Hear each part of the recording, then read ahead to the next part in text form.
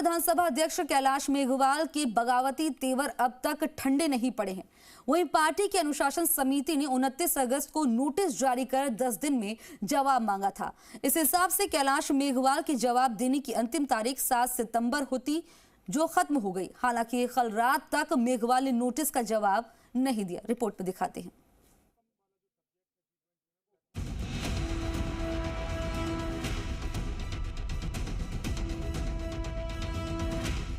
राजस्थान में विधानसभा चुनाव सामने है। ऐसे में प्रमुख राजनीतिक दलों के बीच शह और मात का खेल शुरू हो गया है। कांग्रेस बीजेपी दोनों ही दलों को पार्टी नेताओं के बगावती तेवरों का सामना करना पड़ेगा। बगावती तेवर दिखाई देंगे, लेकिन बीजेपी में चुनावी टिकट वितरण से पहले ही शुरू हुए पूर्व विधानसभा अध्यक्ष कैलाश मेघवाल के बगावती तेवर अब तक ठंडे नहीं पड़े हैं। दरअसल पूर्व विधानसभा अध्यक्ष कैलाश मेघवाल ने सार्वजनिक रूप से केंद्रीय विधि मंत्री अर्जुन मेघवाल को महाभ्रष्ट बताते हुए आरोप लगाए थे। इसके बाद अर्जुन मेघवाल की शिकायत पर बीजेपी की अनुशासन समिति ने कैलाश मेघवाल को नोटिस जारी कर दिया था। नोटिस की अवधि को लेकर ही कैलाश मेघवाल और समिति के बीच तारीख का पेच फंस गया है। पार्टी की अनुशासन समिति ने 29 अगस्त को नोटिस जारी कर 10 दिन में जवाब मांगा था। इस हिसाब से कैलाश मेघवाल के जवाब देने की अंतिम तारीख 7 सितंबर होती है, जो खत्म हो गई है। हालांकि कल रात तक मेघवाल ने नोटिस का जवाब नहीं दिया। दूसरी ओर पूर्व विधानसभा अध्यक्ष कैलाश मेघवाल ने कहा कि उन्हें 4 सितंबर को नोटिस मिला। इस हिसाब से उनके जवाब देने की तारीख 13 सितंबर होती है। दूसरी ओर भाजपा की अनुशासन समिति के अध्यक्ष ओंकार सिंह लखावत का कहना है कि मेघवाल को उनका पक्ष रखने का पूरा अवसर दिया गया है।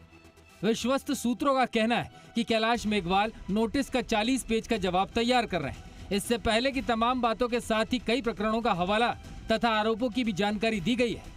इधर नोटिस के जवाब को लेकर कैलाश मेघवाल ने कहा कि मैं 13 सितंबर से पहले अपने नोटिस का जवाब दे दूंगा।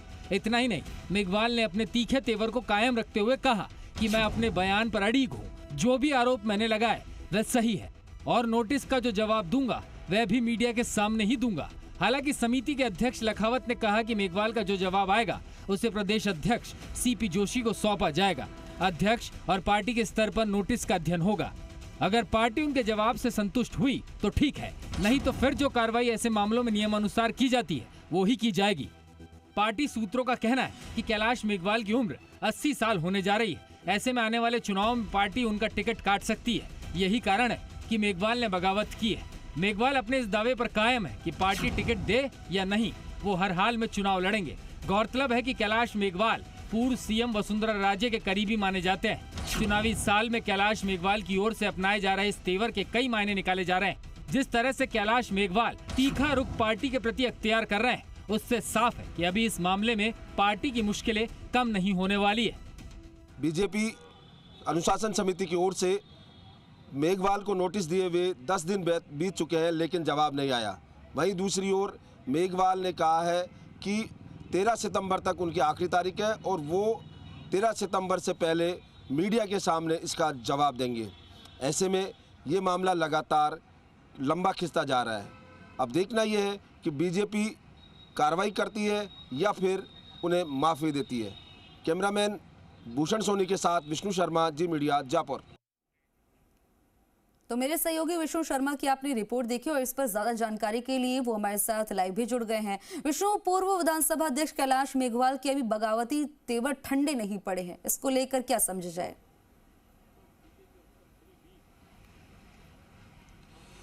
बिल्कुल खुशबू, लगातार उन्होंने सार्वजनिक रूप से यहाँ केंद्रीय जो विधि मंत्री हैं अर्जुन राम मेघवाल, उन पर भ्रष्टाचार के आरोप लगाए थे और उसके बाद से लगातार ये जो तेवर हैं वो ठंडे नहीं पड़े हैं।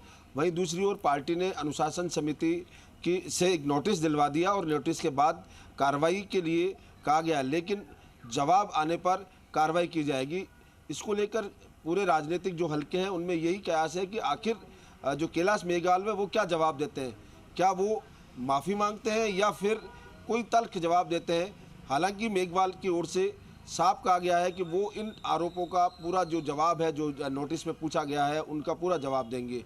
साथ ही उन्होंने अब कहा था कि वो चुनाव लड़ेंगे और इसको लेकर वो समझौते के लिए तैयार नहीं है और इसको लेकर उन्होंने कहा कि वो अपनी बात सार्वजनिक रूप से कहेंगे। एक बात और है कि जो ये बात रही कैलाश मेघवाल की। लेकिन एक बात और है कि अब जब जो चुनाव आएंगे तो जो दोनों ही राजनीतिक दल है उनमें बगावती तेवर देखने को मिल सकते हैं, क्योंकि यहाँ शुरुआत भले ही बीजेपी से हुई लेकिन दोनों दलों में देखे जा सकते हैं। अब अगर दावेदार बहुत हैं अभी विधानसभा चुनाव में टिकटों में, तो ऐसे में किसी को टिकट नहीं मिला तो वो बगावत का रुख अख्तियार कर लेगा। ये लेकिन विश्व शर्मा, जिस तरह से ये देखा गया है कि बयानबाजियों का दौर भी शुरू है, अर्जुन राम मेघवाल की तरफ से भी बयान सामने आया, उन्होंने भी कहा कि वो कांग्रेस में जाना चाहते हैं, इस तरह के बयान इसलिए वो दे रहे हैं।